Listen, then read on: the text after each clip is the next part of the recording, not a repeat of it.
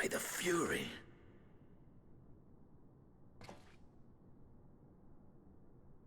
Thancred?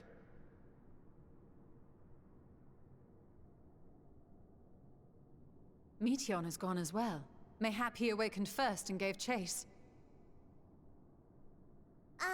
Everyone? It appears we are at our destination.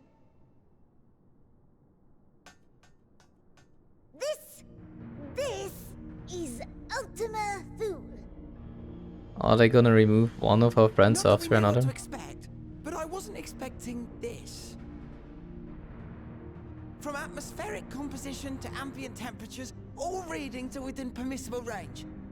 This place is capable of supporting life.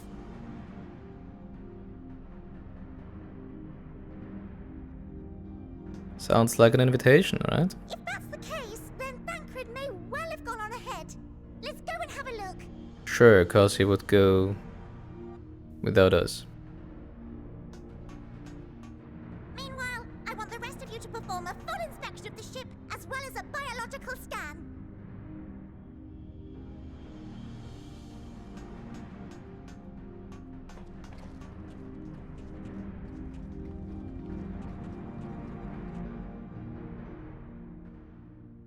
So it was that the brave wayfarers arrived at last at Dream's End.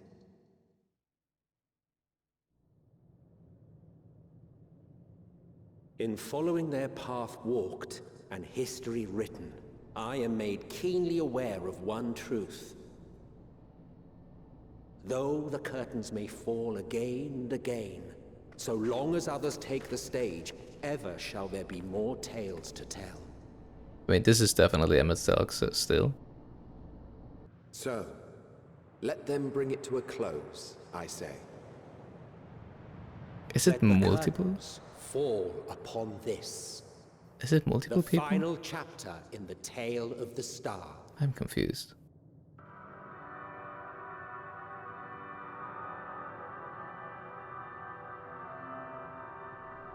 Is this a dead star? As I live and breathe, I live and breathe. Well, the environment itself shouldn't kill us. Very Well heartening. then, let us search for Thancred while exploring the area. The ship we leave in your care.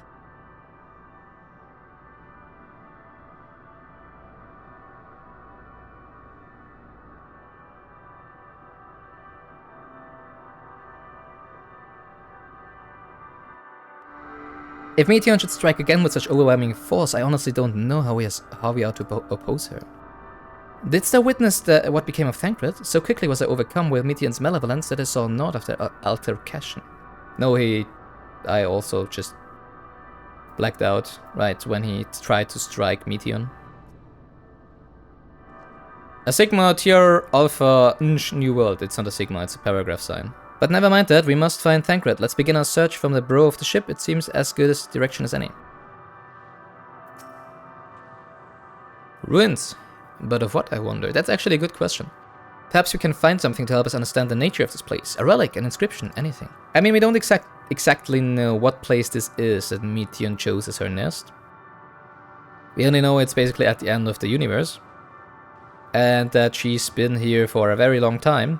But I'm not sure if she can actually, like, change how it looks, because she can't really do a lot with ether, right? She's just based on Dynamis / Akasha, right?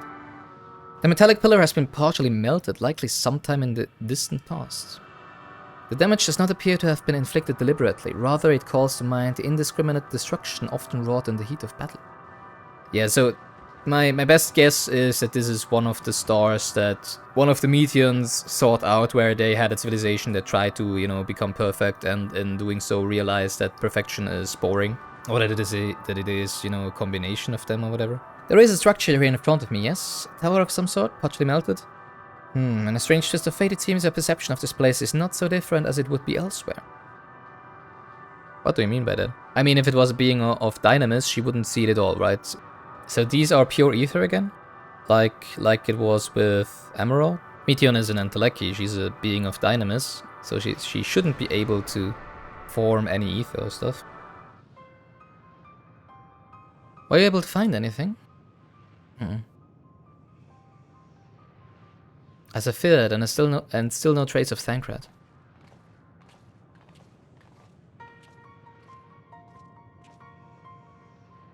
There's nothing but emptiness as far as the eye can see, which unfortunately isn't very far.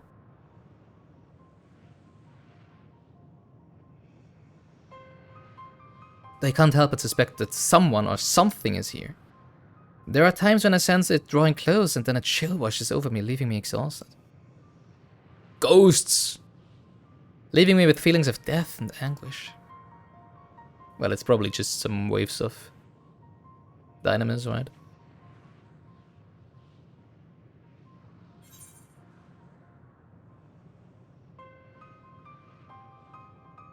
I think I might see something over there. Actually, does everybody see that, or is it just me?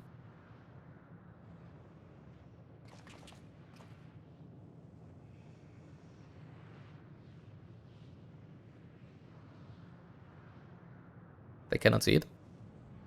What are you talking about? There's nothing there.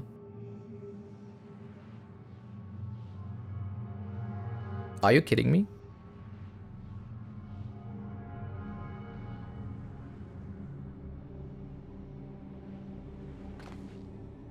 Before we jump to any conclusions, perhaps we should search elsewhere. Agreed, we found only more questions than we are in desperate need of answers.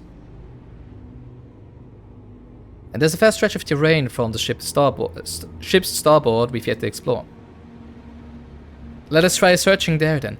Wait, nobody wants to account the fact that I can see a effing dragon over there and nobody else seems to be able to. Okay. I mean, I could even fight them if I wanted to, right? Yomi, a word before we join the others. Maybe he sees them too?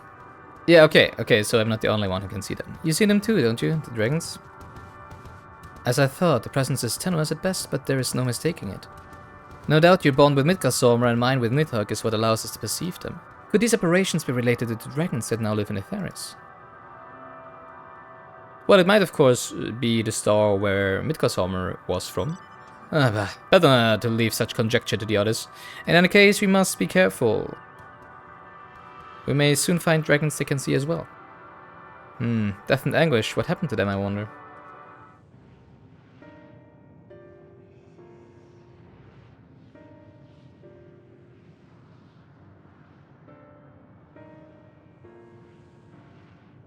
They're sleeping and drinking. Can you see them? Dragons? Okay, so they can't see these ones.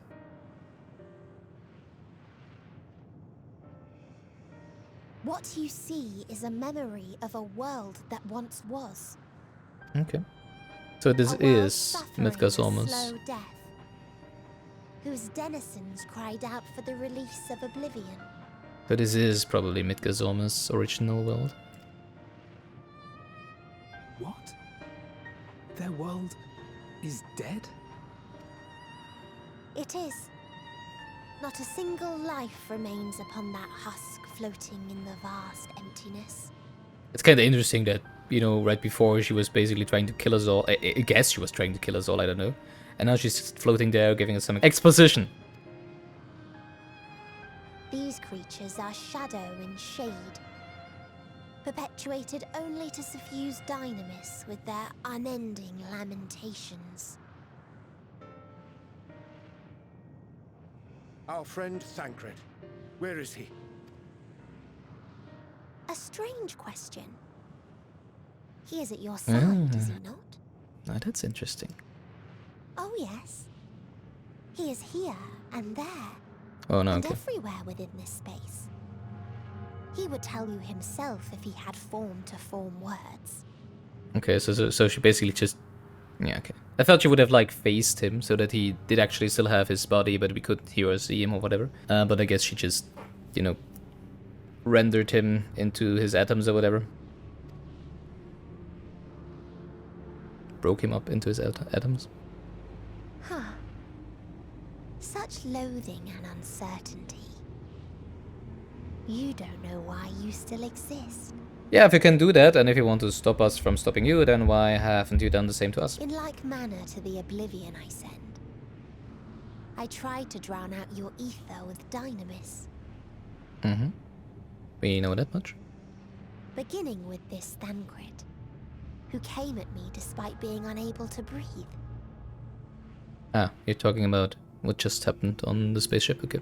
On the Ragnarok. Such a simple thing, unmaking men. In the blinking of an eye, he was gone. Didn't even have the chance to be transformed. Yet somehow, he managed to leave a slither of himself behind. Yeah, we know he's not dead, come on. What you call the heart? Or perhaps the soul. In his final moment, he cried out from it. A single word. If they are to kill somebody off, they wouldn't do it in that manner. That wish What? proved stronger than the despair that ruled here. It overpowered it, causing this space to be remade. Ah, so this is why. Okay, so it's basically Thancred we are breathing. That's thanks for that picture. Thanks to Into his a place wish. you can perceive, and where life can endure. So is that what's gonna happen to the other sides as well? Are they gonna be vaporized and then every time something changes in the environment? That would be cool, but I don't think that's what's going to happen. That you draw breath is proof that his soul lives on. For how long, however, remains to be seen.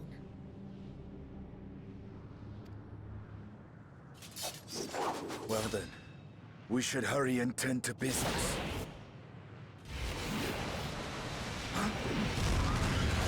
Even if you did get her, she is not the only one. Just saying. It's futile. You will never reach the true me. It's like with Voldemort. With the Horcruxes. I told you, emotions dictate reality in this space. Such changes as you might work will not alter its nature. You may see, but you cannot touch. Walk, but not advance. Okay. Meteion holds too much sway here. How do we contend with a foe who can unmake us on a whim?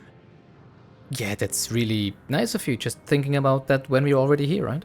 You know, when we're already unmade any means that the people of Etheris had to escape the final days.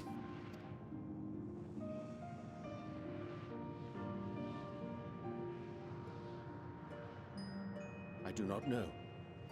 But Thancred gave his life that we might come this far. We must press on. Well, I highly doubt that we won't be seeing him again, because that would be a very, very anticlimactic death. Agreed. We cannot turn tail here. Not without something to show for our comrade's sacrifice.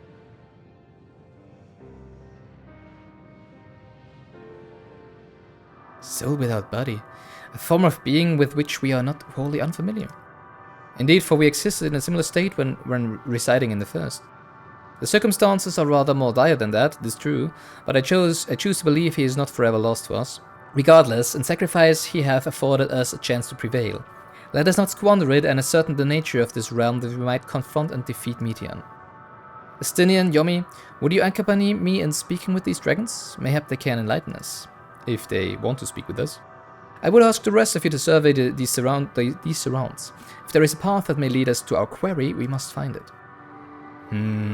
Thou art unlike the others. This place ill befits thee. Do not tarry over long. Who are you? The telling of my tale alters not its course. If thou knowest my brethren once ruled these skies, will our kingdom return? Should I boast that I was first among our hunters, will the comrades I failed live again? Nay. Once I lived, and now I await the coming oblivion. Nothing more. What is this place? This is not our home. To our home did come the metal demons who of life and choice scoured it clean. These are mere bones, and among them do we rest our wings forever. Leave us now to our mourning, traveler. You wilt find no solace here. A visitor? Not of this star. Could thy slender hands bring play to our world? Thy breath extinguish life's feeble flame? Oh, how I would adore thee, alas. With time our flesh shall wither, our souls fade, and so we wait for its inexorable march unto oblivion. Wow, all of these edgelords here. If thou art not come to hasten our demise, I bid thee leave us. We crave not companionship, only silence. And beyond that distant veil, paradise lost, so glorious, so beautiful. We were a proud and noble race, strength embodied. We knew only love before they came. Metal monstrosities of black and silver. Yeah, I think Omega chased Midgardsormr away from his home world, right? If I remember correctly. No bounds of blood did they share, nor conviction did they have to guide them. Crushing defeat. Never had we known such shame. Still now are the winds, though none could fill these wings burdened by ignominy. We fly no more, only sink into oblivion. Huh. Thou wouldst bid me speak? Folly. I observe the lessons of stone. I shall not fly nor speak nor roar, only watch and wait and act. Then why did you speak? Strange one. But one sight yet stirreth my blood, tempteth me to raise my voice in lamentation. Amnol, the cradle of unsung dragons. No words, no songs are possessed of the weight to describe such tragedy. Go, if that be thy will, I shall remain. They led you here as well, did they? It was described to me as the source of their woes and proof of their end.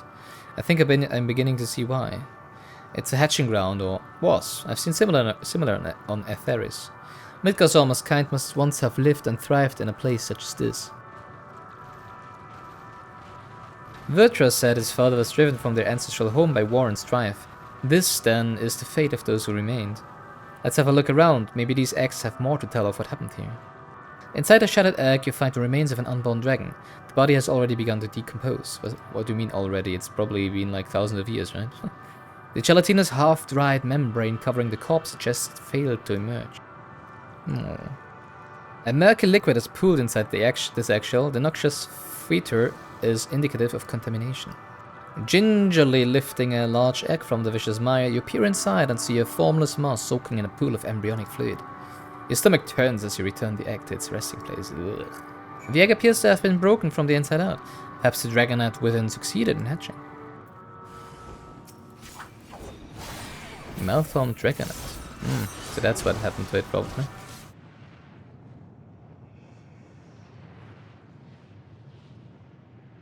The boisterous howling hath been quieted. By thy hand, I presume. I did kill the dragonette, if that's what you're talking about. Everything alright? I thought I had a dragon or something resembling one.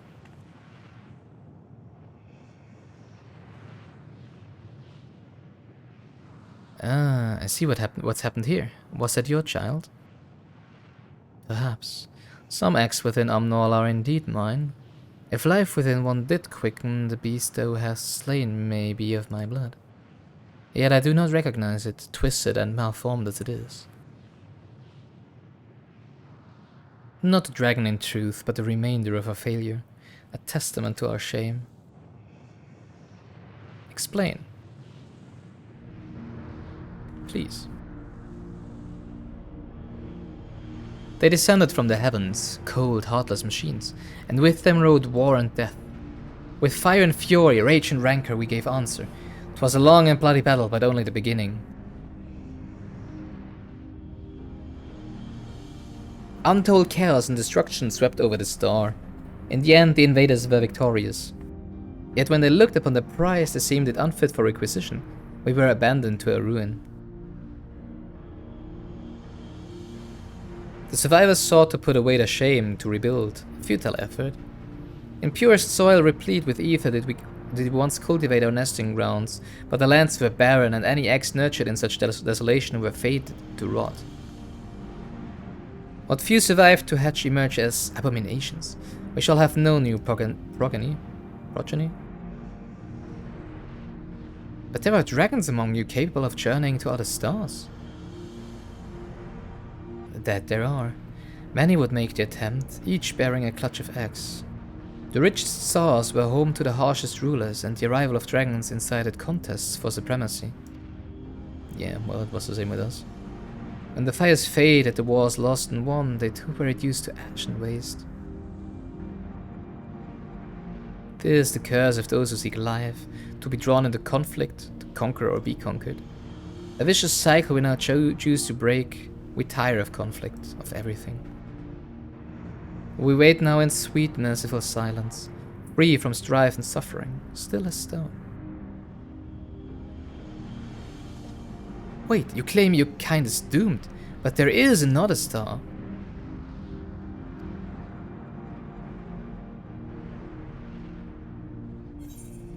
With dragons on it. And lots of them too.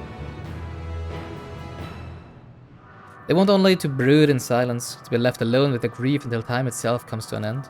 The sole reward for senseless bloodshed, a pain in understand, and wish that I did not. What fools we were. Were you able to establish any meaningful contact with the dragons? Yeah, well, not really, maybe? I don't know. I see, they wish to escape what they perceive to be a cycle of conflict. Thank you, Yomi, Astinian. Well, you can't just be peaceful, you don't need to give up on life just to escape conflict, right? As for our part, I believe we are more acutely aware of our confines than before. We started by traversing the perimeter of the island to see if there might be a path leading off of it. Sadly, there was nothing to be found. There's no small amount of debris floating about. Could there be enough to serve as a bridge to lead us elsewhere? I considered that, and so I tried throwing a stone onto a potential platform to judge its integrity. But it never reached its mark. As it crossed an invisible threshold just beyond the boundaries of this island, it vanished, only to reappear above me and fall at my feet. Well, better than on your head, I guess. I would not be too quick to presume that what we see outside this space is as it appears. Okay, so who is the next who is going to dissipate for us to be able to get to the next island? My bet is on Y'shtola. Which is why I returned to the Ragnarok and asked the Loporrits to search for a potential path. However, the ship's instruments failed to provide conclusive data on the surrounding area. Until we know more, I think it too risky to attempt flying to another island. What Meteion told us before, that emotions dictate reality here, might be the key, but I'm not entirely sure what emotion might manifest a bridge to lead us to safety. So what are you saying? What you're saying is we've no way forward. At present, aye. If it is indeed emotion that governs this island, perhaps it is not Meteons, but the dragons that hold us here. They tire of conflict and have chosen a path of oblivion to escape it. Also, you're meaning they're aware of the fact that if we get to Meteion, we would just bring more conflict and thus don't want us to do that? Probably. Or rather, they have chosen no path at all, meaning there is no way for the dragons or anyone here in the island to advance. A sound theory, disheartening though it may be. If that is the case, what recourse do we have? They are not like to be persuaded to help us. Their reasoning is built on a history of turmoil and strife. Without irrefutable proof, the future is not as bleak as they believe it to be. Mayhap persuasion is not the answer. Meteion meant to unmake us then and there on the Ragnarok, and she would have succeeded if not for Thancred's determination. She conceded it was strong enough to overpower the despair that otherwise rules Ultima Thule, and reshape it to a degree. Perhaps it can be done again in like manner, by overpowering the prevailing emotions. It was Ultima Thule's architect, Meteion herself, against whom Thancred did pit himself in a clash of wills. Though I marked no leader among them, as such I did chance to encounter dragon possessed of despair far more potent than most. Potent enough mayhap to dictate the course for others, and thus their domain to follow. He spoke but few words, carefully chosen, their tone and timbre alone threatening to rend my heart in twain. Challenging his desire to remain may allow us to alter the island upon which we stand. Alas, I fear my vaunted rhetoric availed me not against his calcifying heart. But mayhap one of you will fare better? Then I shall guide thee. I'll end, they call him, in the dragon tongue. And thou wilt find him nearby, eyes fixed upon the water. Oh, I've already talked to that one. Well, what have we to lose? Let's get going.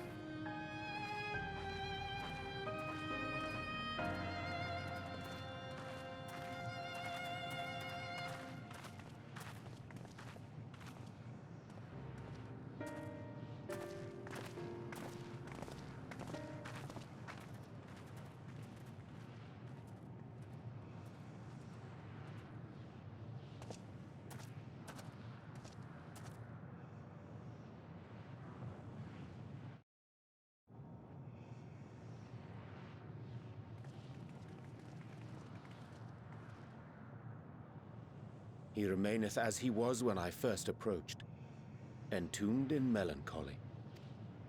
I see. Perhaps I could... I'll handle this. I'll handle this. I am Batman. I have organ sound in the background for some reason. So, waiting to die like all the others, are you? It's really strange how that... Aye, our pride is crushed and our souls corrupted. The winds are stilled and the heavens offer no comfort. Interesting how the volume of the voices kinda differs from sentence to sentence sometimes. There is nothing left of our kind. Our long lives a curse as we await the end. Still a stone we shall become. So you say. Yet your kind has found a new beginning on our star. True. One of you braved the expanse, bearing with him a clutch of eggs.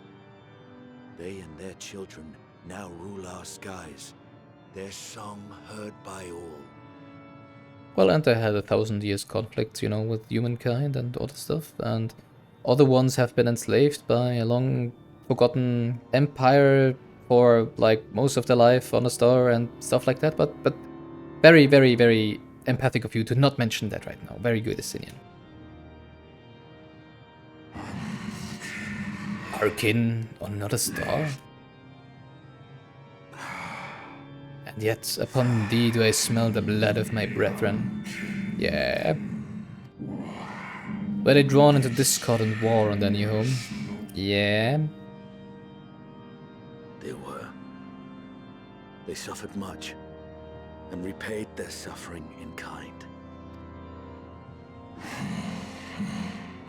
That's not really good for the cause, you know that?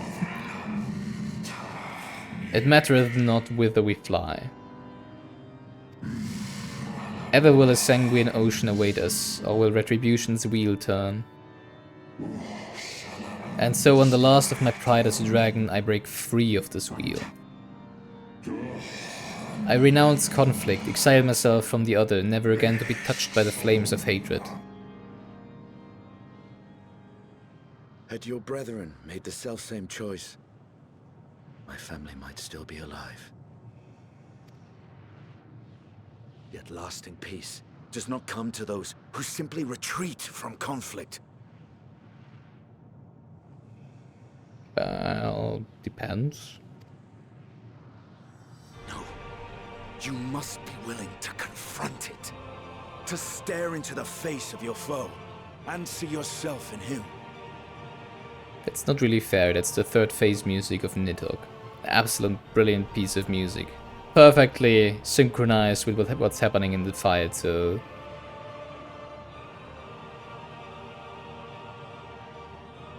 I'm just gonna wait here and listen a little. Ah, that was such a good fight. Only then can you break the cycle of torment and tragedy. This lesson, a dear friend taught me at the risk of his life. I'm just listening to the music, sorry.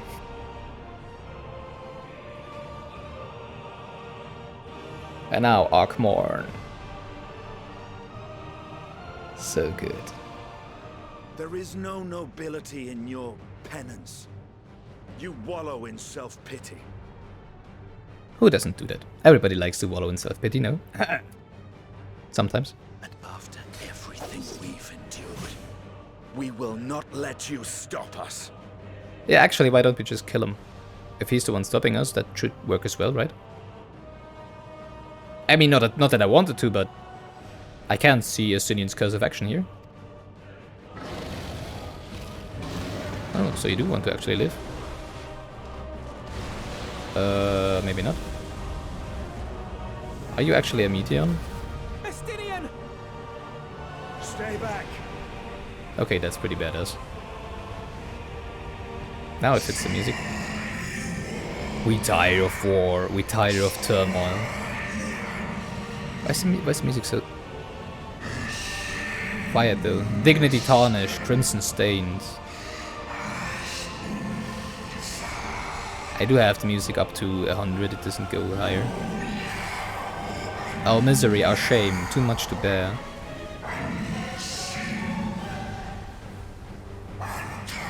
Release us from war, from life.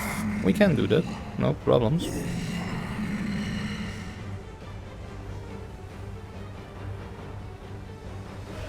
see. Theirs is the emotion that bars our way.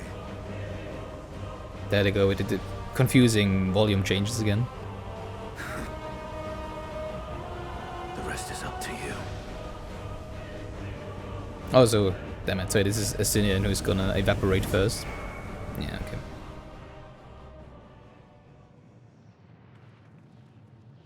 So everybody's gonna have their little moment and disappear on us? Not Estinian too!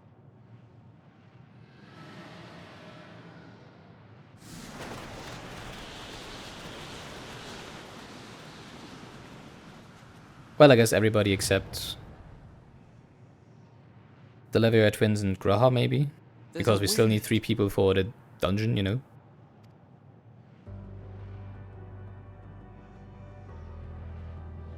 He's opened the way for us. Sacrificed himself to remake this place, like Thancred did. I'll be back, don't worry. Alphinaud.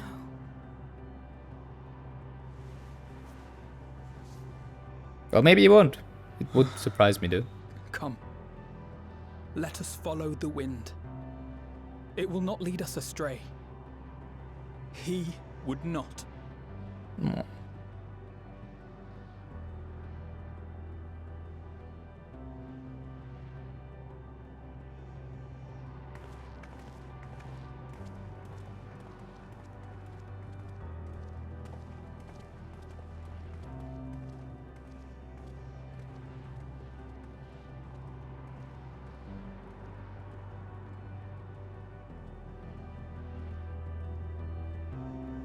You know, the problem with these moments is, of course, right now, as I said, I'm assuming that they will come back, right? To be honest, Alphinaud is the only one I can actually see die permanently. But of course, I don't know yet. And in the future, when I actually do know if they are still alive or not, these moments will have a completely different impact. And then you go back to the moment, and when you experience it again, you feel very differently than you probably did the first time, just because now you actually know. Maybe it is like this, maybe Estinian is just dead now.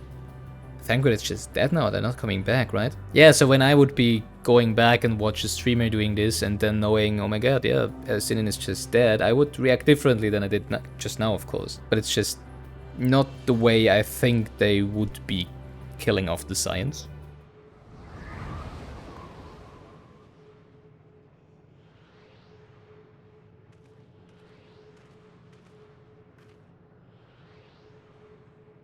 He did it. He found a way forward for us. Well, it would have been quite a waste if he failed at that, right? Dragons remain trapped within a prison of their own making, lamenting the horrors of war. Yet Estinian knew them better than most. He was a man of honor and a dear friend, willing to fight to the very end for what he believed was right. And he is still fighting, Alphinaud, just like Thancred. Well, to be honest, Estinian's death much more feels to have the probability to be actually a permanent death. Because Thancred was just, he's gone, oh he's gone, okay, now we can be here. Okay, that's fine. Nobody really reacted much to it. They're reacting a lot differently this time, so maybe Estinian is actually gone. The sacrifices are why we can survive here, why we still have a chance to stop her. Even in spirit, they're unwilling to give in to despair, and we mustn't either. Lizzie is right, we must press on for their sake. You are a very pragmatic kind.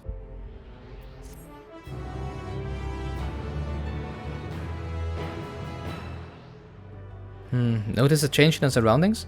Perhaps this is the memory of an altogether different world. Be prudent to learn more of it then. Tread carefully lest we lose our footing in the sand. Maybe we are going to actually learn why the metal machines invaded the dragon's place. Were it not for the violet crystal embedded in its surface, it would appear as ordinary stone.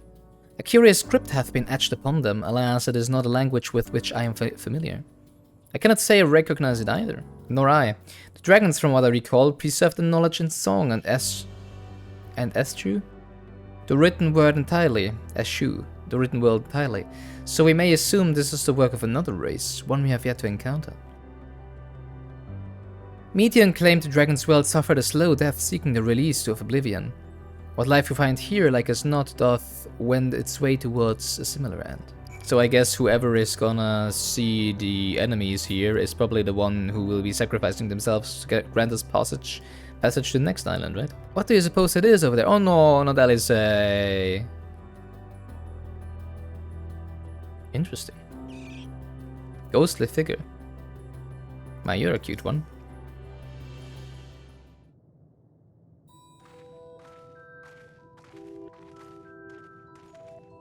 Interesting style of music. Hail, travelers. This is a most unexpected occurrence. Hello there. Is this your home? Indeed it is. Forgive me, I had forgotten. An exchange of introductions is expected when first meeting those with whom one is unacquainted.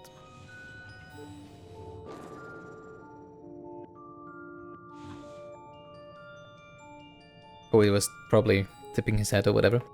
When the vibration of vocal folds was still required to convey our thoughts and intention, Ea, I believe, was the pronunciation used when referring to our people. Though it is not entirely applicable given our present state, you are welcome to use this appellation. As for nomenclature to address my individual person, I believe it would be pronounced Kofkutk. Okay. Yes, Kofkutk of the ear.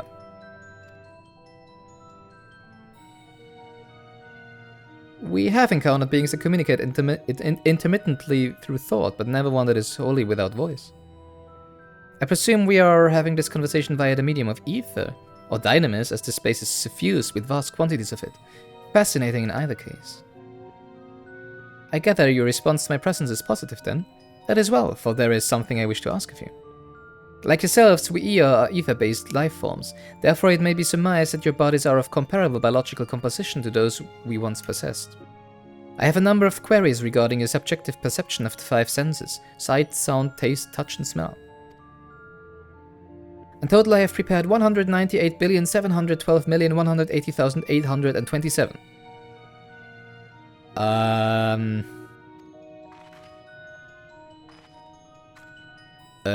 That's rather a lot, isn't it? My apologies. I have omitted a great many details necessary to understand the nature of my request. Though we dispensed with our corporal vessels long ago, we have rediscovered a need for the flesh, and have... that sounds... wrong. And have endeavored to recreate our erstwhile forms. However, all pertinent records have been lost due to the passage of time. Take, for example, the nervous system. It is well within our power to recreate, but we have no frame of reference for sensations once experienced by our people, which may compromise our ability to interact with our physical environment. And the reason to need to regain corporeal forms? So that we can kill ourselves. Oh, actually true. Haha, okay. Why, to bring an end to our existence, of course.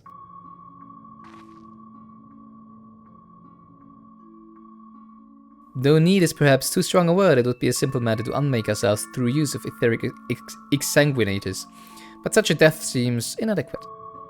The traditionalists among us believe proper death requires an inescapable sense of impermanence in one's final moments, an experience found only with bodies of flesh. I like them. We should very much like to hear more of your plans. In exchange, we will answer any questions you have to the best of our ability. Every 17 billion, so how many was it of them? Such an exchange of information would indeed prove useful. Very well. To ensure efficacious exchange, I hereby invite you to our home. Yes, the abode of the Ea, where we traditionalists prepare for our demise.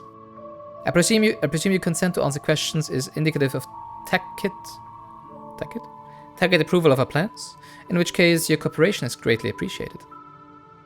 I must caution you, however, to be mindful of the Ea wandering the desert. The desire for bodies of flesh could be described as overzealous. Now, if you would follow me. This is going rather smoothly. Not that I'm complaining, mind. Even so, we mustn't forget their aim is oblivion, much like the dragons. Though I fail to see why a civilization so seemingly advanced would choose to unmake all they have created.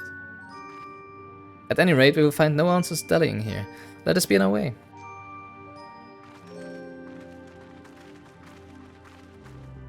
Welcome to our abode. Most of our compeers you will find remain idle in the domiciles, though your quizzical expressions indicate my phrasing is unclear. I speak, of course, of the violet crystalline constructs hanging from the stone structures there. You say they remain idle, but what of your work to regain corporeal bodies? An astute question and understandable given your finite nature. We have no desire to pursue our research, for it is no longer necessary. If in our idleness we are struck by sudden inspiration, we rise to pursue the said inspiration to its conclusion. That is why I was present to your arrival, and why I continue to engage with you still. But while the others are not currently in a motile state, rest assured they could not object were you to disturb their respite. You need only cast your thoughts towards one of their crystalline domiciles to communicate. Kinda living your dream, right? Just do whatever you want, sleep all day. And once you actually feel inspired or motivated to do something, you just do it. Oh, that sounds like a sound way of living. Even should they elect not to emerge, you need but cast your thoughts to the crystals to communicate with the Ea within. With the EA. It's in a game. Within. You cast your thoughts towards the crystalline domicile, but there is no response. Let me sleep. I don't want to wake up. Go away. You wish to speak? Very well. Pray a moment if you would. Just, let me sort my beings before I let you in, so that you don't see the mess that my room usually is. Okay, that's it. That's like me when I wake up and have a pounding headache. Strange morning comes and goes, but soon fades into silence. Or they're just, not alone in there. That maybe they're just having some fun times. I don't know. I didn't check. I had no luck, but everyone else fared well enough. Quite a few have awakened. Ah, there they are. They all look the same.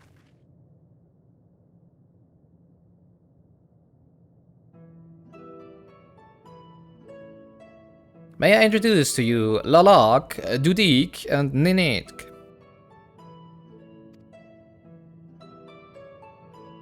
Maybe the last character is indicating their gender. It has been too long, Kofkutk. I dare say Cedra 4 has since completed an orbit. Indeed, until the travelers brought it to my attention, I hadn't noticed how unraveled some had become. Travelers? Oh, of course. The ones who wish to know why we seek to regain corporeal forms. The truth of the matter is as plain to see as the neighboring systems, but my single account would fail to satisfy the requirements of scientific objectivity. Just a bit am I waking it. Am I the only one who struggles to tell who is speaking? Yeah, kind of. It doesn't really matter though, right? Nay, though not. In the absence of corporeal forms and the divergence they afford, mayhaps such similarity in voice is unavoidable. By the way, Kofkutk, have you already observed the requisite for the travelers? That which one is expected to do when receiving guests, a matter of proper form? Pop. Ah yes, so long has it been, and that completely escaped my mind. It still does. What was it again? I can't seem to remember. Stop doing that. Neither do I. Pity. I was hoping you would. Perhaps we can search the archives for the answer. Come now, Nenid. The archives have long been frozen, lest we subject ourselves to further dollar. Surely you recall that much. Of course, food. The customers deserve food. Beings of flesh such as they must regularly replenish their ether. By contributing to the replenishment, we communicate a friendly intention. That's right, that's right. We duly invite you to join us in communal repast. Dangerous word. After which we may engage in leisurely conversation. If we have a chance to learn something, then I see no reason to decline. Excellent. If you would care to follow, we shall feast you on the purest ether.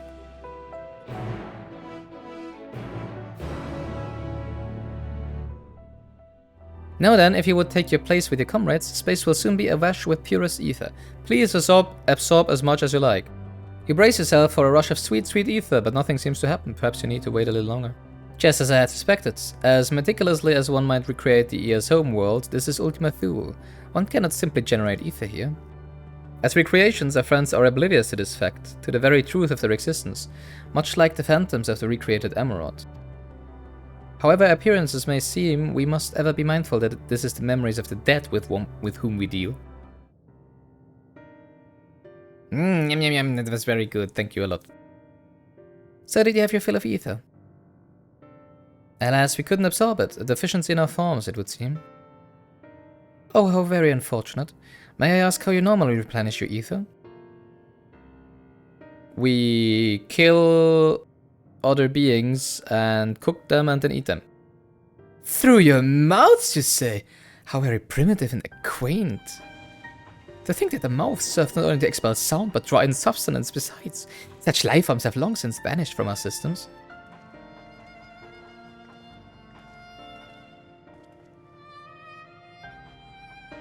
Though we regrettably could not partake of your magnificent feast, rest assured we feel you welcome most keenly. In the course of acquainting ourselves with our sophisticated ways, however, we could not fail but wonder, wherefore do you wish to obtain vessels of flesh and thence to vanish? Will you not favor us with an explanation? You flesh and blood beings are always so hasty. It does have its charm, however. Very well, we shall indulge you. In the beginning, when the EA yet possessed corporal bodies, our ancestors dedicated themselves to the pursuit of knowledge and technological advancements. By transcending all limitations, we believed he would eliminate sorrow and abide in true happiness. From the tangible such as land to the intangible such as labor, there exist myriad hindrances to progress, but the most confining of all was the flesh itself.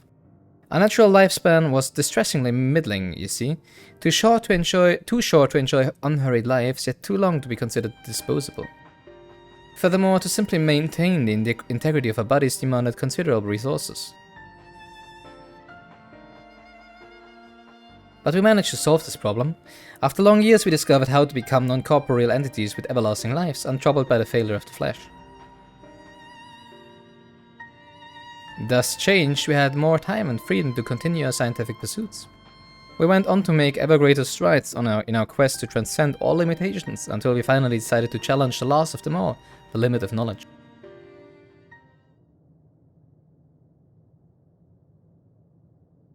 And that is to say, deciphering the laws of creation. We sought to discover how the universe came into being and explain all extant phenomena and thence predict the future. If we could but achieve this, we believe that we would be free from uncertainty and anxiety. Good lord. And did you find the answers you sought? No? Why the long silence? Yes, we did. Our efforts revealed to us a fundamental truth. Knowledge of said truth is essential for the continuation of our conversation. If you would learn more, we will share it with you. No, we mustn't. Primitive as they are, it would be unspeakably cruel to deprive them of their ignorance. What, there is no meaning to life, except for living? They are possessed of corporeal forms, their lives readily ended. As those who have gone before, is it not our duty to warn them? What thinkest thou?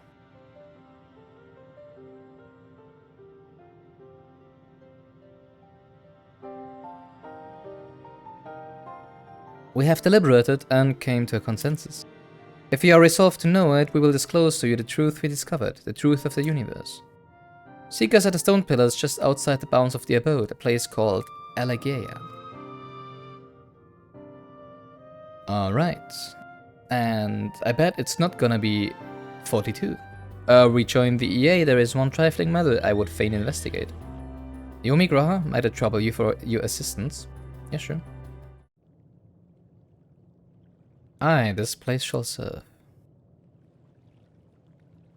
Is it a spring that you wish to investigate? Pray forgive me, my friends, but there is naught to investigate. It was but a pretense to speak in private.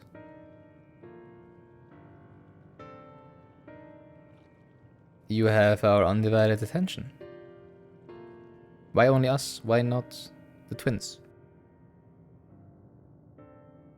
I mean, I can see why you wouldn't want to speak with Y'shtola, because I guess it does concern her. But why not the twins? As we have established here in Ultima Thule, those denizens of ruined stars are recreated in the twilight days. Yet one question doth arise in my mind. So faithfully formed are the simulacra they believe themselves amongst the living. How dost thou suppose this is possible? Maybe it isn't just, you know, it's not... They're not like a dream, but it's actual... They're actually there, they're actually created from this memory, and not just...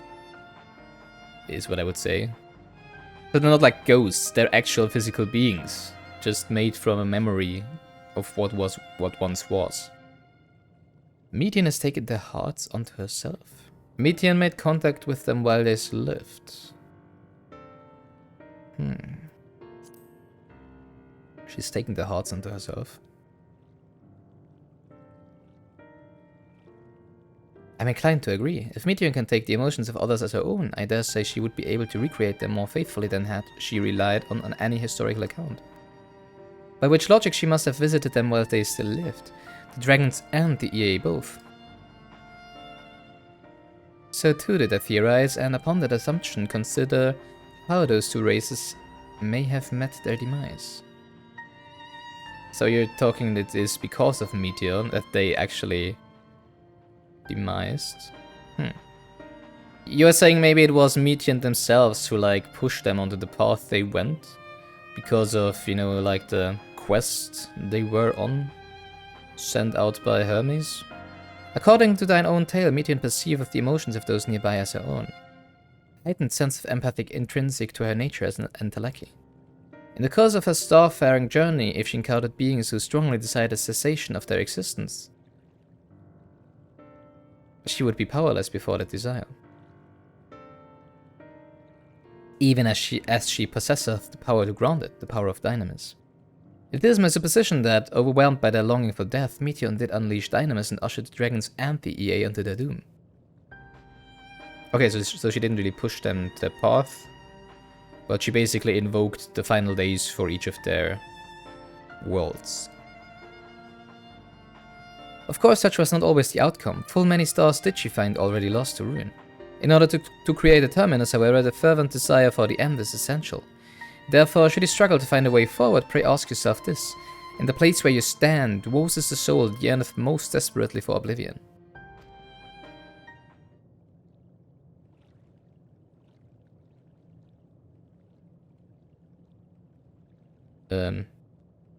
Why do you tell us this now?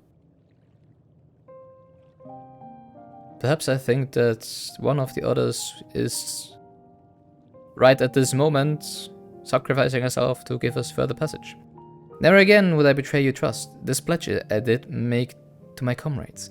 In bringing thee into my confidence, I would remain true to my word. Or are you telling me you yourself are going to Well, I mean, I'm guessing Y'shtola and him will be gone. As I said before, I expect only the Leviathan twins, us, and Graha to be available for the last dungeon. As for thee, let us consider it my fitting reward to the secrets I harbored for the Crystal Exarch.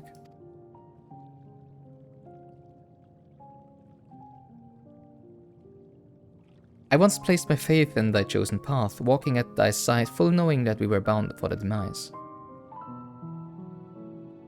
I ask now that thou returnest the favor and abide in faith as I fulfill my own destiny. Yeah, okay. If you say my debt has come due, how am I to refuse? See, this is much closer than how I would expect them to finish off some of the main characters of the story than before. This, delicate of me, I know full well, and I can but beg thy forgiveness. That even if must needs to go such lengths, I cannot well feign ignorance of the answer I have found within.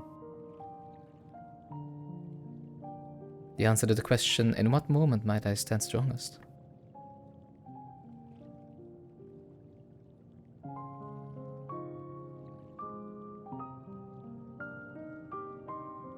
After all that we've been through, I will say only this. Do what you must, and see your conviction through. I shall, my friend, I shall.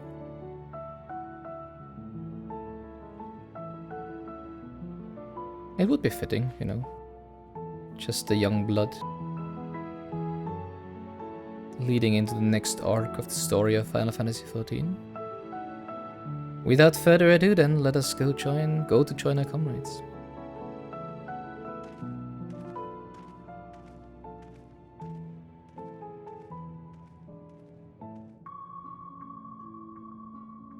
Please continue. Tell us about this truth you discovered. Very well.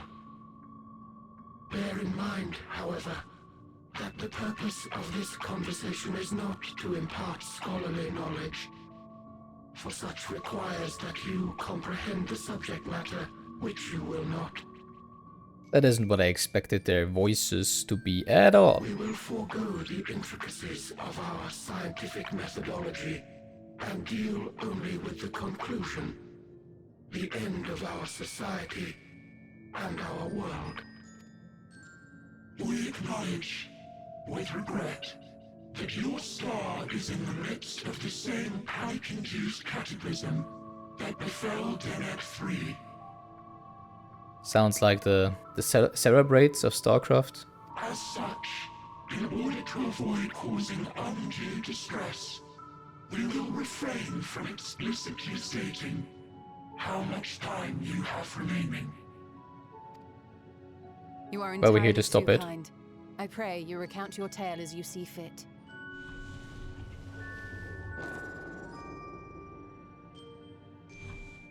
In the beginning, the universe was but a tiny particle. Then suddenly, this particle began to expand. Having remained entirely in the bounds of your star, the phenomenon may be difficult for your kind to grasp. But this expansion has since continued unabated. As with the real universe, yeah? Speculating that the universe could not grow indefinitely, we sought to learn what might occur, and made a worrying discovery. That at some point it will stop expanding and start to, you know, come together again? The stars will continue to spread apart, as will their finite thermal energies. Eventually, all heavenly bodies will grow cold Well, or that. and freeze. No new stars will be born, and the universe will enter into an eternal ice age. Talking about the heat death of the universe, when all of the energy we can actually convert into a different form of energy is used up, and all the remaining energy is in sort of such disorder that it cannot be used anymore.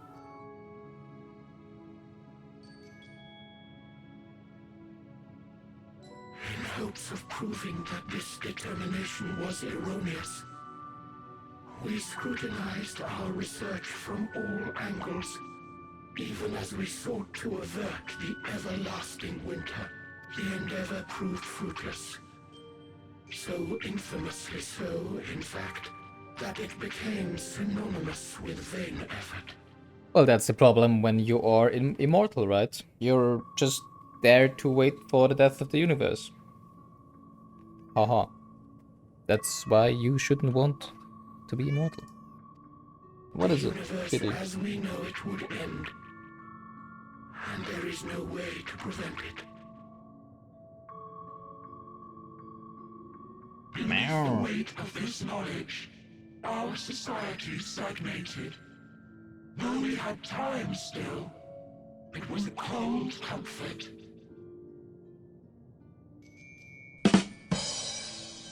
Why strive for anything when desolation is assured? When our wealth of wisdom, accumulated since the dawning of our kind, would be forever lost? Because it's fun? No civilization would rise from our ashes. No scholar recover our knowledge. In silence unbroken, naught would stir. Intellect was once our pride. Overnight, it became our shame. Our works, monuments to futility. Immortality, our greatest invention, became a source of suffering. Yeah, no idea why somebody would want to be immortal. Many chose to unmake themselves by means of etheric exsanguinators. Well, at least you still have the option to go, you know, to exit life willingly, so that's not that bad, I would say. As long as you're not invincible, I guess immortality isn't that bad. Etched upon these stones are the testaments of such souls. Though many left no words at all, thinking it a pointless gesture. Must rephrase that. As long as you can die, just not by, you know, aging or whatever, I guess immortality is not that bad. But if you try to kill yourself and you just get, like, recreated, your body just heals or whatever, then that's probably hell over time. Once we have obtained vessels of flesh, we likewise intend to vanish. Why don't you vanish just now, as others did for your race? I presume it was after you already became immortal, as far as I understood it. If you understand this, understand aught of our tale, you will abandon your quest for knowledge. Ignorance truly is bliss. If you would cling to your illusory happiness, remain primitive and pure. It is the only way. Okay.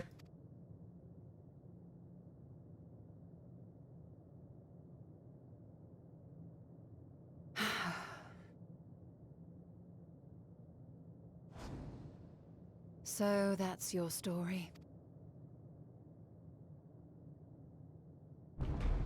While I appreciate your advice, I will not heed it, convinced though you may be of this truth. It is yours, and not mine. Indeed, truth, I have ever believed, is in the eye of the beholder. Are you suggesting that we have reached a faulty conclusion? That our science failed us? Hardly. As you yourself said, the subject matter is beyond my comprehension. And that, I accept, is true. I do not possess the knowledge to prove or disprove your conclusion. In my mortal years, I doubt I could even approach the wisdom of the air. Of the air. Okay. But of one thing am I absolutely certain.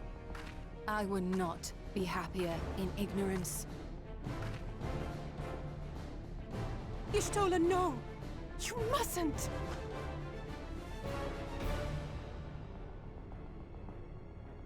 The most important lesson I've learned is that learning isn't simply passing one's eyes over words. Nay, 'tis when understood for oneself that knowledge attains its true value. This is what has sustained me, driven me onward in joy and wonder, in anger and sorrow.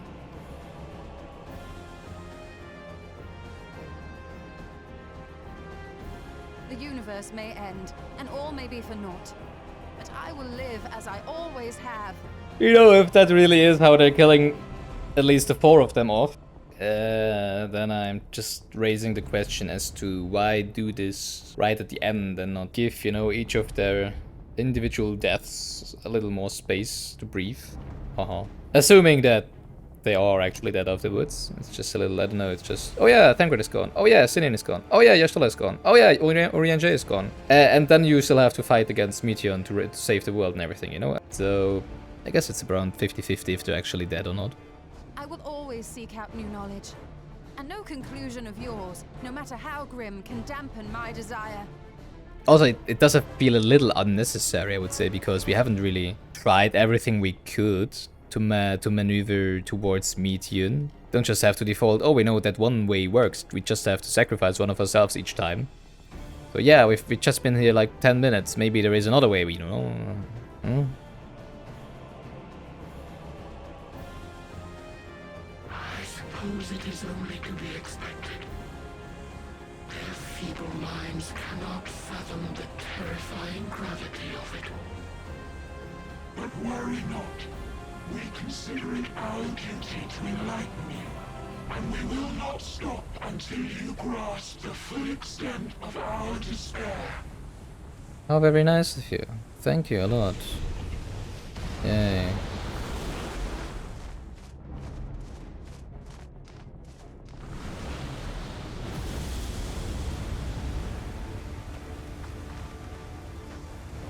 It's just another Meteion.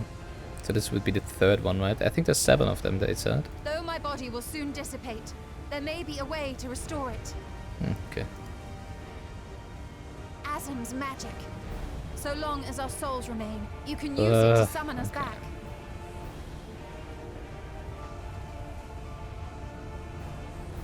But you mustn't, for it would mean losing our way forward. This I only reveal so that you can promise not to invoke the magic. Oh, come on, we're just going to the end and then we're gonna use it. Why are you telling us this? Come on, why spoil the fun? Why don't drive us into a state of despair and then be like, oh yeah, remember that moment with Hydaelyn when she gave us this creation magic? Wait, maybe we can use that too, you know?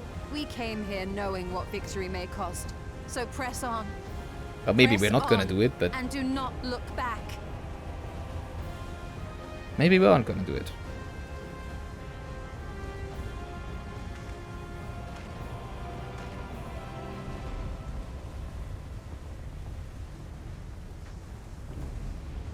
I shall join thee. As subterfuge is not required, thou shalt not suffer for mine absence. Urianger. My resolve hath never been as strong as thine. Full oft have I wavered in my decisions, and afterwards been stricken with regret. In spite of this, I may still stand with my comrades, supporting them as they attempt the greatest of feats. This truth I have learned in the course of our journey. And many though my shortcomings may be, I may also claim to excel in prophecies. My studies, into which have granted me the flexibility of mind needed to bend this malleable reality.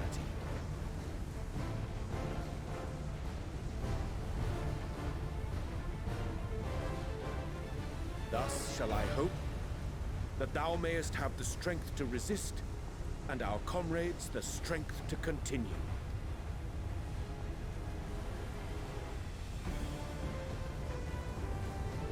With you to urge us on, how could we possibly fail?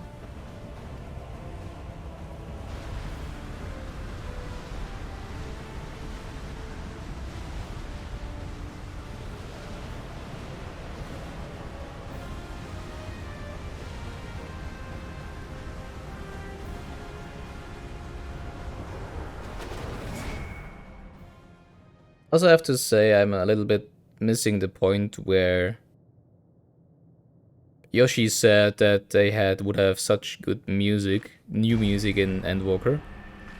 And for most of the, basically for every of the important moments, we just had... What's this? An extinguished civilization. Rekindled. We just had music from previous expansions.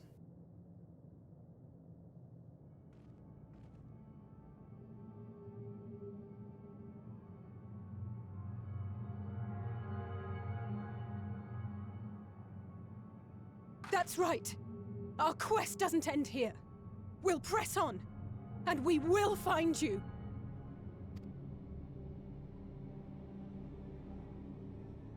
There. That's where you'll find me. Oh, in the moon. Okay, we're calling him Majora. Or Skull Kid or whatever, Horror Kid.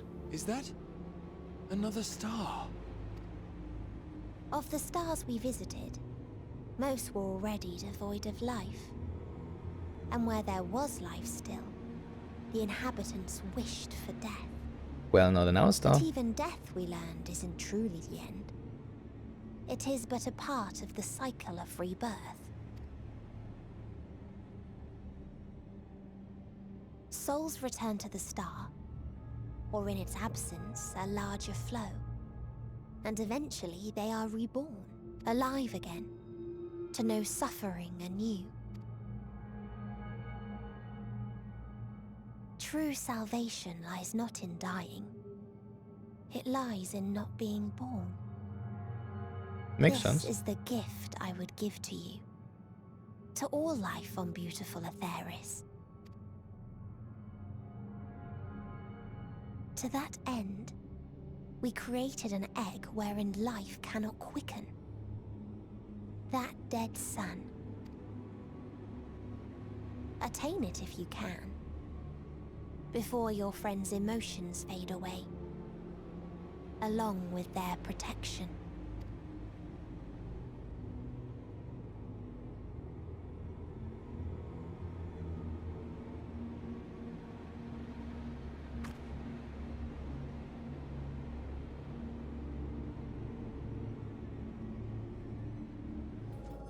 That looks kinda elegant.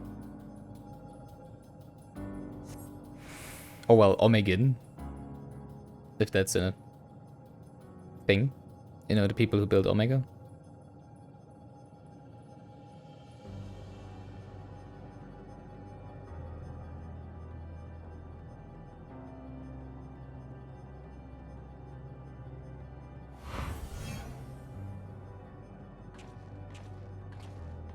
I already cleared the path, don't worry.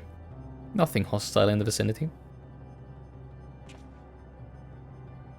Amazing! Yet another civilization.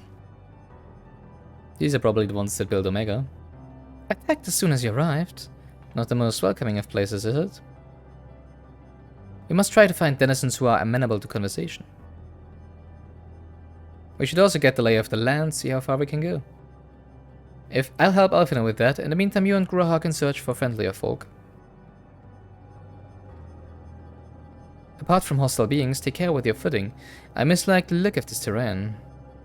Not knowing what the locals are like, you'd best take care yourselves. We'll find you once we've finished exploring.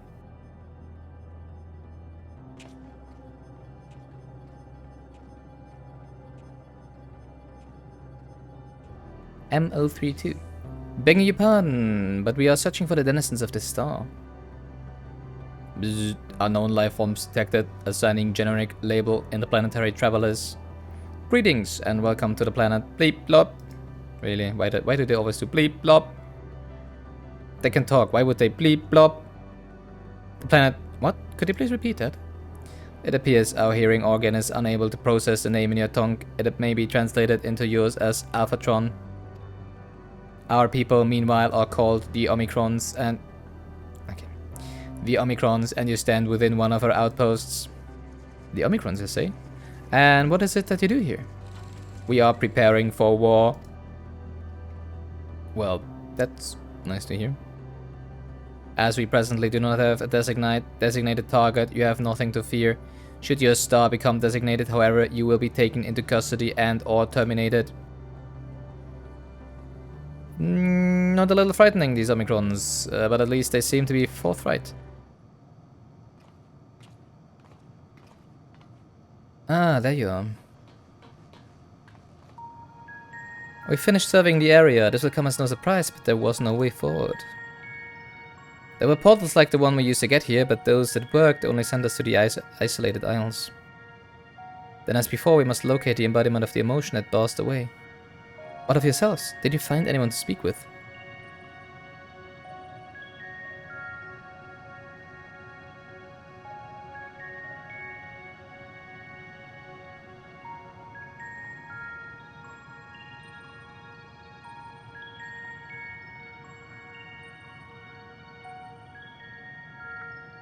So the Omicrons seek to advance themselves through conquest.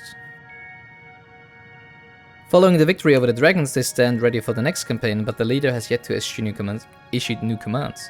And so wait, I guess the leader probably is Omega, and Omega went after Midgardsormr and is now currently on Earth.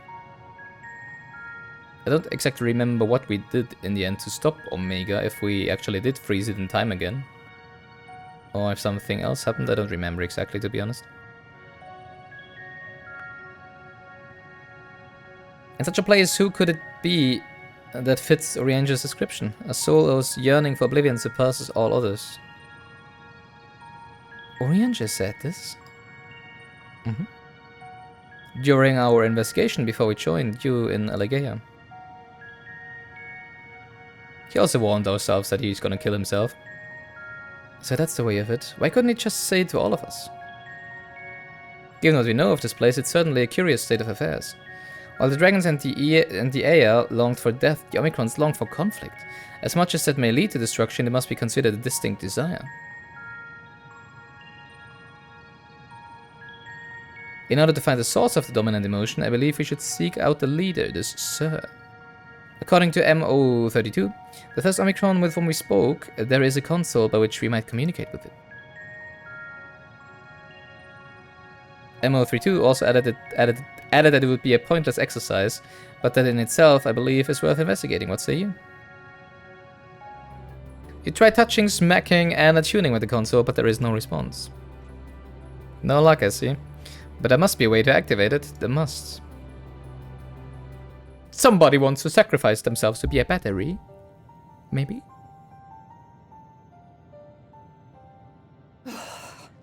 Well, I'm out of ideas. As am I. Operating such consoles is trying enough. But if we can't even activate it? Have you tried touching it? Oh yeah, I did. I remember. Perhaps there is a way. Well, there is for sure a way. First, consider the world that has been recreated here. Its inhabitants were machines who gathered combat data to enhance themselves. And among the many wars they waged, the most notable was that against the dragons. As you've doubtless surmised, I believe this was the homeworld of Omega.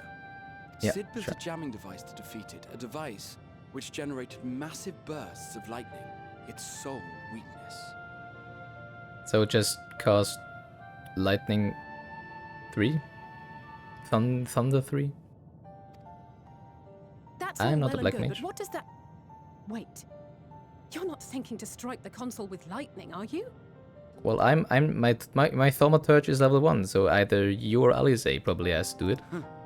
As a matter of fact, I am. Ask yourselves this. Why would an entity as puissant as Omega not be designed to suppress the effects of lightning?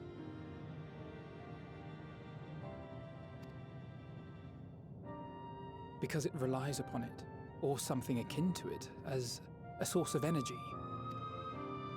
My thoughts exactly. And there is a good chance the same is true of the Omicrons and their devices. Yeah, true. So, shall I cast Caution to the Wind and try something reckless and dramatic? Yeah, do so. I do want to see the spectacle.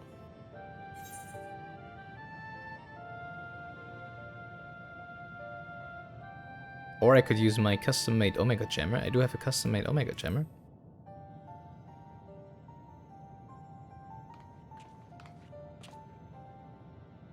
You still have it? Sid and Nero's legendary device which brought low the superweapon Omega. Probably not. Wait, the actual device was much too big to look around, so you must only have the control module. And Nero was getting all excited. Never mind. Aww. An old-fashioned spell will suffice.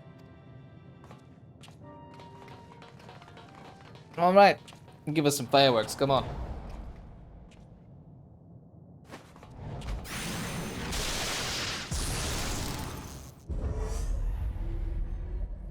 Well, that worked. It worked! She seems a little surprised.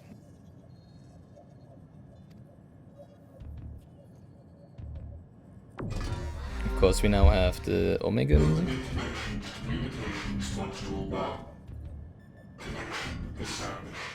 You do realize, though, that we could actually be giving the machines now another way to talk to the Sir again. And to receive instructions to attack the next star. Maybe they didn't have those in the first hand, but okay, you do you. Strategic Matrix Sigma 1 now online. As a primary strategic matrix, you may address me as Sir. Hi, Sir. Checking for new communications. None found. All units, please maintain current state. Okay. End transmission. Closing connection. Wait! Okay. Of late, no mission orders have been issued. Why not? Has there been some manner of trouble? Reply. The Extended Operations Unit is yet to determine guidelines for future assignments. All strategies are calculated, devised, and actioned in accordance with said guidelines. In the interim, all citizens are directed to maintain a state of combat readiness. End reply. Awaiting query.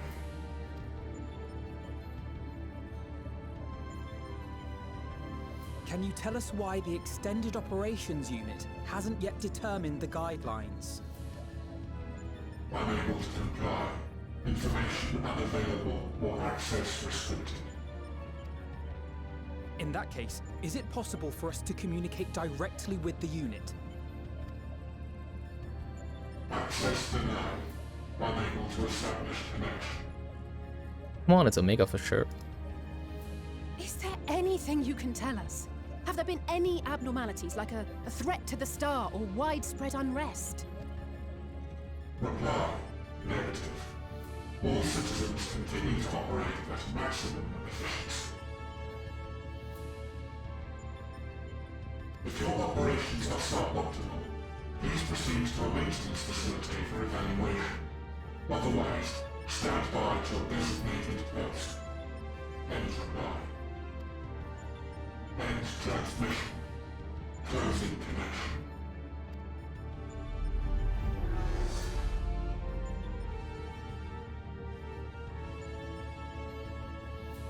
I could activate it again, but I doubt it would be productive. What do you think? If all the Omicrons really were running as efficiently as it claimed, then I doubt they were hoping for life here to end. Yeah, but maybe Omega was?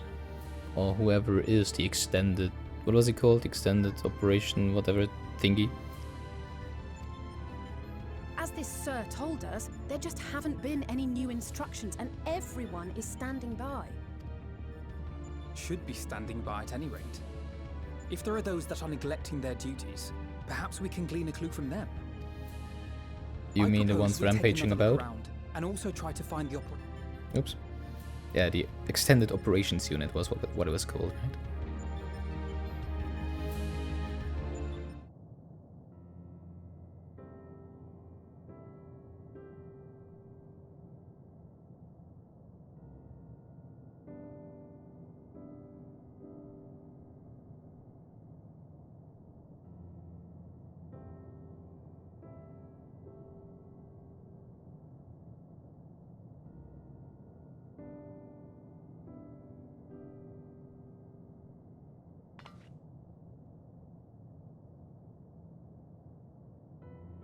Hi there. General Kenobi. What is your query? I found it. What are you doing here?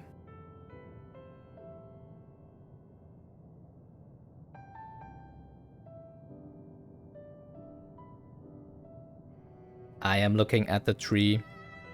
Tree? Oh, that's a tree. Okay. Quite an unusual specimen. What is the device attached to it? The tree is a sample collected from another star, as it cannot survive in our environment. However, it requires life support. This is the function of the device.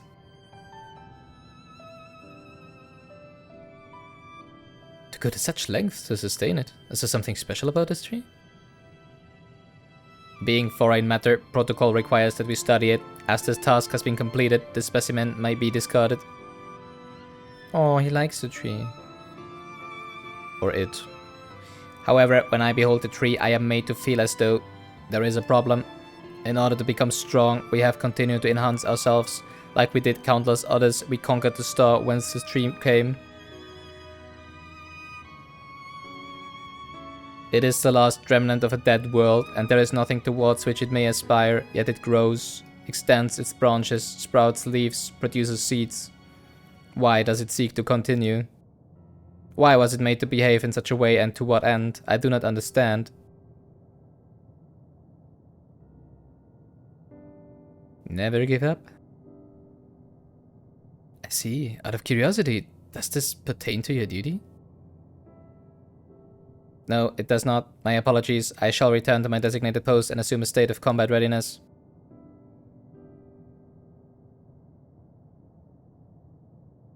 So it was acting outside of orders. Perhaps it is simply a malfunctioning Omicron. These are by no means uncommon. But it may also be a unit possessed of the ability to make decisions, one not unlike Sir. I believe this bears further investigation.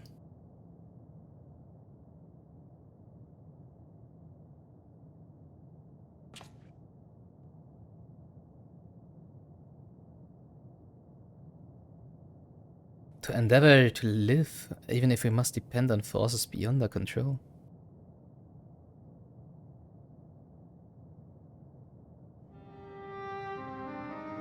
Tell me, Yomi, one day when this adventure becomes a part of your epic, do you think I will be mentioned in it? Why wouldn't you? Maybe in a footnote?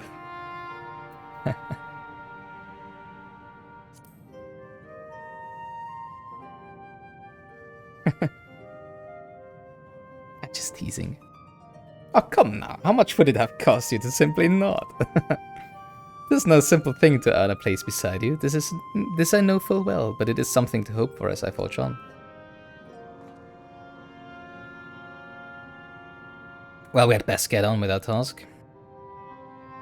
Tracking down Sir and understanding the nature of the emotion which bars our way.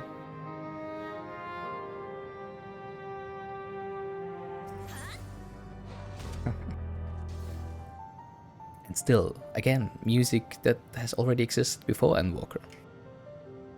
An Omicron trying to make sense of the meaning of life. None of the others were even a fraction as philosophical. This unit may well be in a position of leadership, perhaps even one of those that comprise Sir. As you know, that Omicrons invade other stars and enhance themselves using the spoils of conquest. With the technology at their disposal, they should be able to alter their bodies, be it in part or in whole. Setting aside the question of motive, if Sir, for example, wished to have an ordinary Omicron's body, I see no reason why it would not be possible. That's true. The problem is how to get about ascertaining if that's what happened. When I attempted to probe further, it promptly ended the conversation. If it is indeed Sir, I doubt it would willingly reveal its true identity.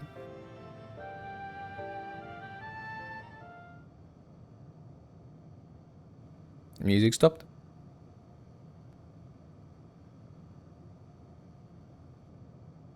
I have an idea. Get out Mini Omega.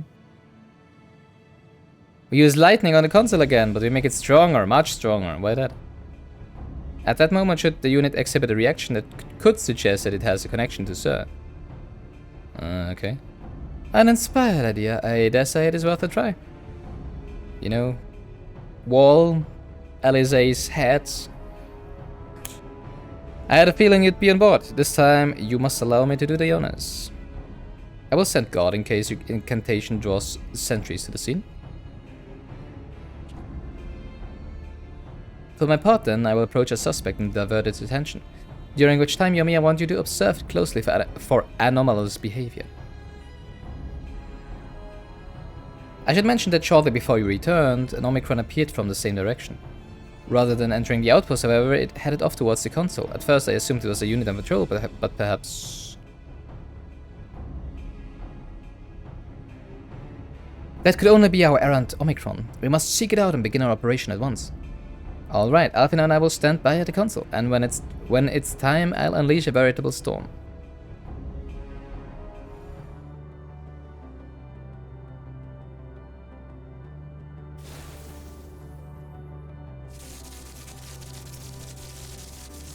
Okay. Well, that wasn't nearly as subtle as they made you think it could be.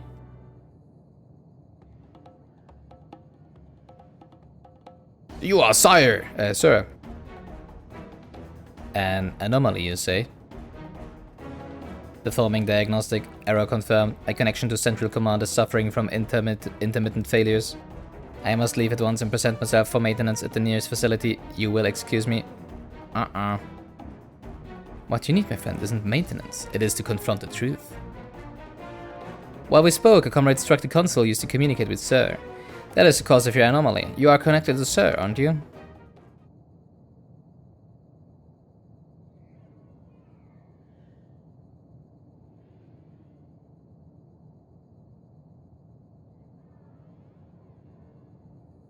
Affirmative.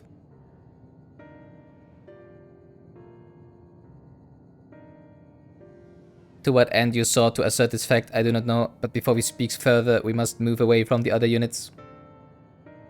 I do not wish for them to know my true identity. Why not? Why would they care?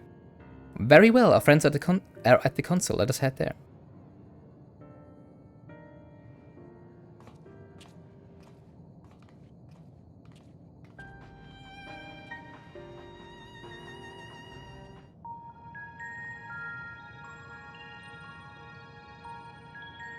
As you have surmised, I am part of the shared intelligence of Stigma 1.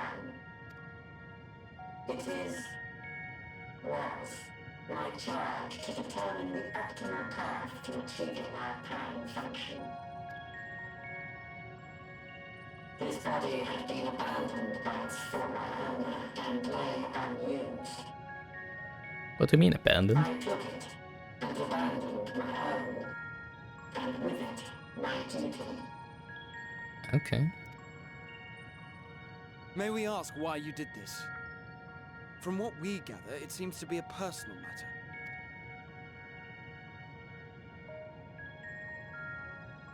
Our kind did not always look as we do now. Long ago, we possessed frail and feeble bodies. And then Victor came along and you all unraveled in the glorious evolution. Beleaguered by stronger races, our ancestors took to augmenting their flesh in order to defend themselves. Oh, yeah, pretty much. What began with limited parts eventually spread to the whole body, and at last, a means was discovered to convert the mind into data, rendering even the brain obsolete. Such complete mechanical beings were called the Omicrons, and by their might, we came to reign supreme over the star.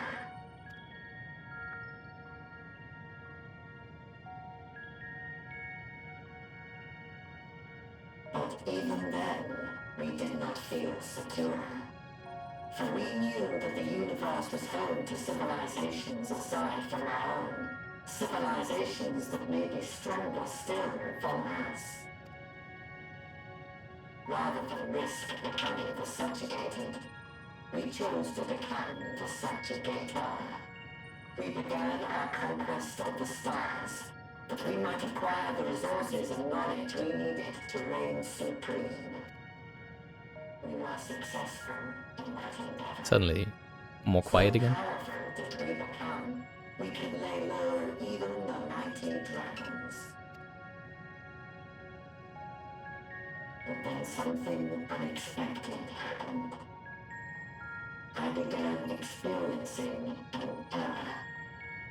I could no longer determine an optimal path. You were malfunctioning. Maybe this just wasn't the path anymore. I performed numerous full system scans, each time finding no issues.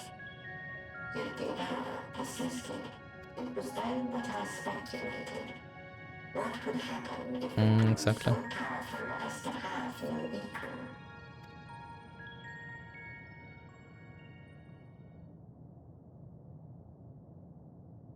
To become stronger was essential to our existence. Our every action has been in service to this objective. But if nothing lies beyond this, can it be truly said that it was essential? Have we been engaging only in wanton destruction? You could find no threat to justify your purpose. The Omicrons will never leave this star. That makes sense. They will stand by until their reserves of energy is spent. For I have no path to offer them. None. It is not our place to pass judgment on the deeds of the Omicrons. But surely, this does not have to spell the end of your people. With your power and knowledge, the possibilities are endless. Why not seek out a new purpose? Because that's not what they're programmed to do.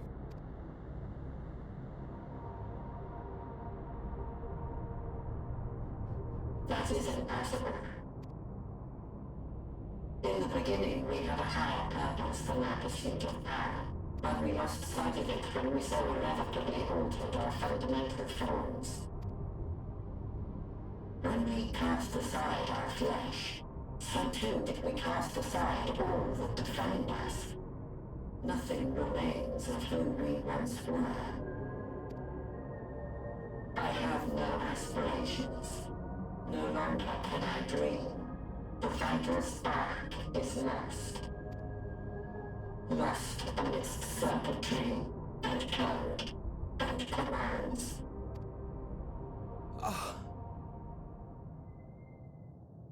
Why so surprised, young Pikachu? I believe I know how to overcome this despair. The words are ready in my mind, but ere I speak them,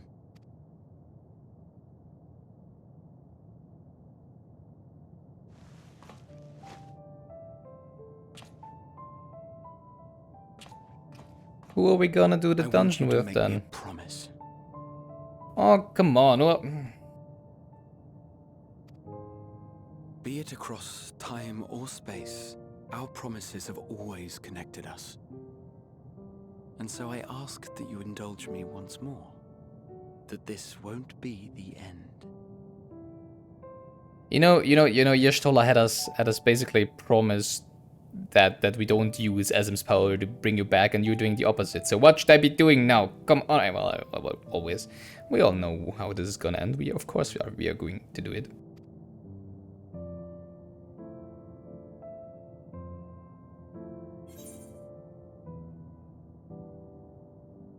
You say it, I'll do it.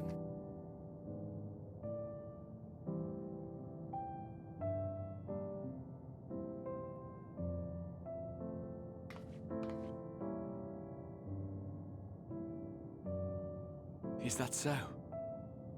In that case, I won't hold back. Have fun, I guess. First, I want to visit Ishgard with you. Properly. Oh yeah, I'm gonna try, getting a house there anyway, so... you could just move in. I guess. We scarcely had time to look around last time. I should like it very much if you could show me the sights. Next, you must regale me with your greatest adventures, in the places where you lived them, if possible. Don't you already know all of my adventures anyways?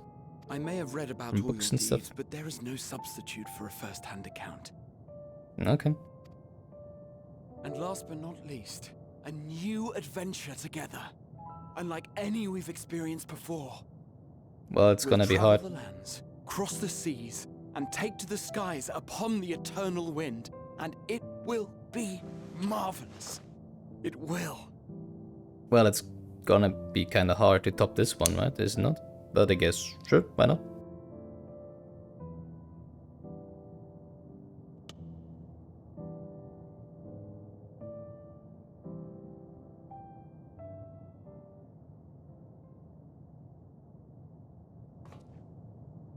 If you would humor me a moment. When we awaken each morning, how can we prove that we're the same individual who retired the night before? Through the remembrance of past events, we might say. We have our memories, yet there are times when we forget or recall incorrectly. Or our memories are manipulated. What of our bodies, then? It is the same one, we might say, yet technically speaking, as living beings, our bodies are constantly changing. It will never be as it was at an earlier point in time. Our souls are no more immutable. Well, On ours. Star, people are known to inherit the souls of others, yet they are decidedly different beings. For my part, I've subjected my totality to much and more. I've made my body into an extension of a tower, blended my soul and memories with those of another self, and each time I would ask myself, what is it that makes me, me? Were you able to determine an answer?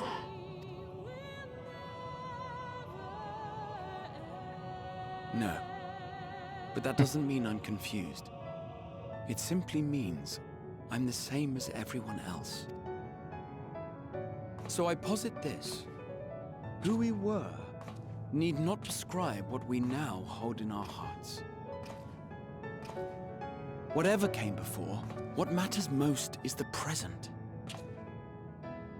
For me, that is being here with my friends, full proud of how much we've grown together. So I urge you to not give up. Heed your heart's desire and hope that the future you long for shall be realized. I cannot. We cannot. Well, if the future they want to have realized is, you know, basically the death of every other civilization in the universe, then that's not really something you should encourage them to do, Graham. But okay. Well, they just want to be the strongest ones. Yeah, okay, but yeah, whatever. We cannot understand desire, nor comprehend hope. We do not know how to create such things.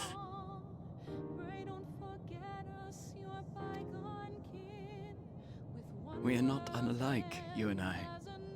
I too have struggled to find the courage to express and embrace my wants. If you like, I will tell you a tale.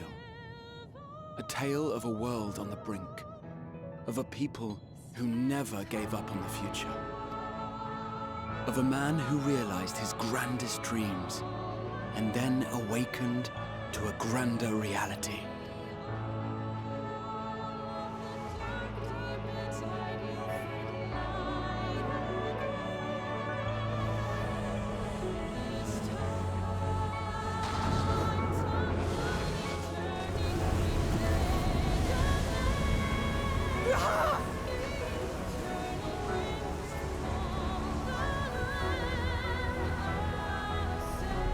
We'll bring them back, don't worry.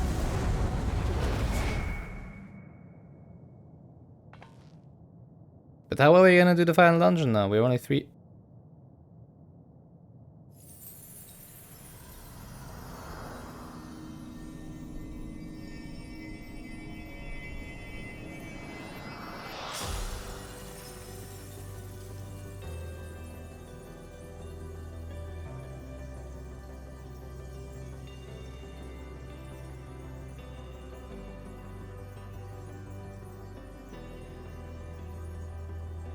We're missing a tank, right? I just remembered who our tank in the Elvis dungeon was. Just once, stay with us to the Oh, end. finally some new music.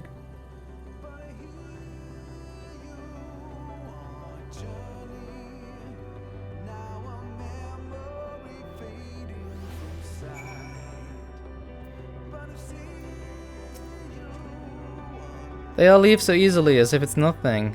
How do they think we feel? Next time we meet, I'll give him such a flick, and that'll be just the start.